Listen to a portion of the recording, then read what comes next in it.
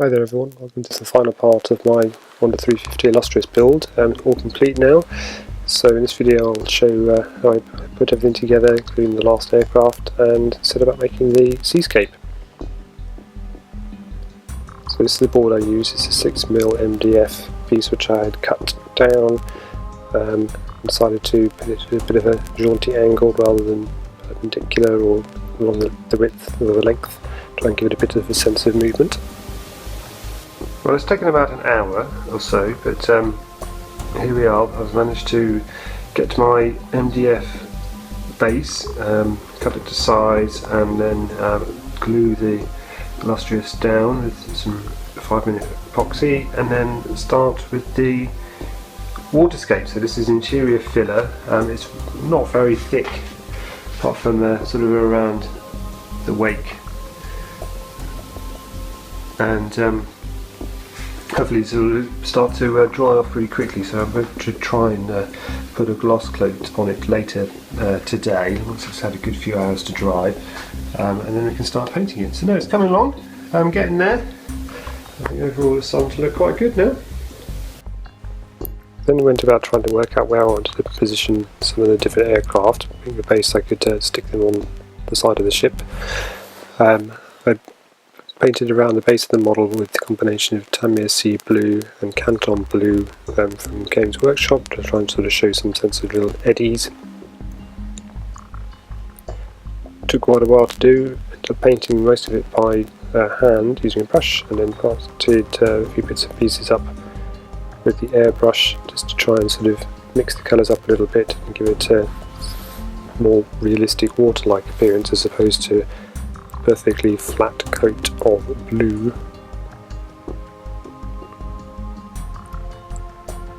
Overall, not bad, I think, for a base coat. And here I used medium blue and finally flat white through the airbrush to try and sort of show mixed up water as a result of the ship going past. So it's slightly, not very rough seas obviously, but not flat at all. Gave it a quick sand over with very fine grained sandpaper to try and sort of get off any last ledges, and then started applying 2 or 3 gloss coats of varnish to try and sort of seal it all up.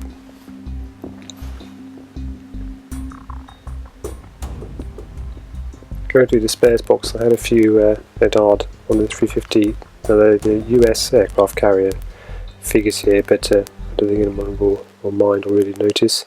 And then yeah, this is all, it's all starting to look together, so I pinned in the 4 different aircraft using a combination of old paper clips and fine wire, and then started putting all of the various figures in positions. I think I had about sort of 50 men in total, spread across the ship.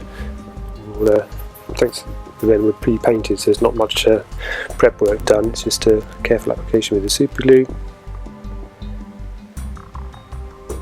So we're trying to sort of show realistic scenes of various little groups of men and women hovering around an aircraft to try and sort of show how everything would look as if it was quite happily cruising along at sea.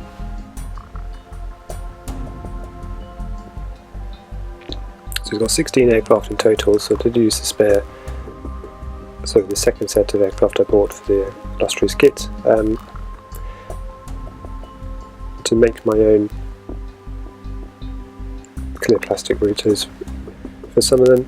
And then I couldn't help myself, this is just a side-by-side of model kit against the Bismarck, and then the Enterprise, and lastly the Titanic up at the top, just to sort of show how the size of the scale of the ships looks. Then after a couple of days reapplied another gloss coat just to give it a bit more interest. I wasn't quite sure that the water looked watery enough.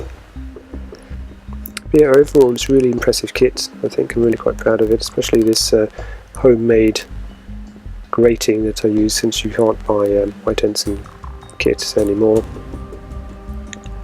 I think it worked pretty well. Especially this area towards the stern looks nice and busy. got a couple of aircraft taking off, a few doing a bit of a flyby, and then the Harrier at the front just showing as if it was taking off. It's a bit of the rotors of using a clear bit of old recyclable plastic, and then just to give it one last water coat, really quite nice thick coat of Vallejo polyurethane gloss varnish to just make it look nice and shiny as if it was properly at sea.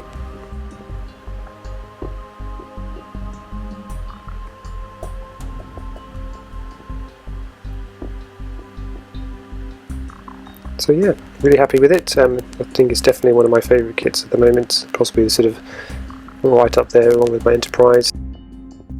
Thanks for watching this, and if you enjoyed watching this video, please support the channel by pressing that like button, and of course if you'd like to see more builds like this, click subscribe by clicking the channel logo. Thanks for watching, bye bye.